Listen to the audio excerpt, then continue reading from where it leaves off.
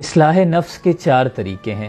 1 مشارطہ، number 2 مراقبہ، number 3 محاسبہ اور نمبر 4 مواخذہ۔ مشارطہ کیا ہے؟ خود سے شرط لگائی جائے کہ گناہ نہیں کروں گا۔ مراقبہ کیا ہے؟ کہ اپنے اندر جھانک کر دیکھے کہ گناہ تو نہیں کیا۔ اور محاسبہ یہ ہے کہ پورے دن کا جائزہ لگائے کہ کتنی نیکیاں کی اور کتنے گناہ سرزد ہوئے۔ اور مواخذہ یہ ہے کہ خود سے جو غلطیاں ہوئی ان پر خود کو سزا دے، اس پر عبادت کا بوجھ ڈالے۔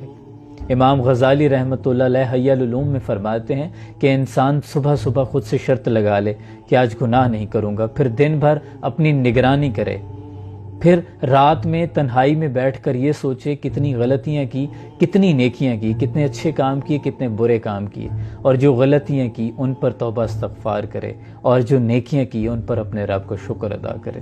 یہ اصلاح نفس کا طریقہ ہے۔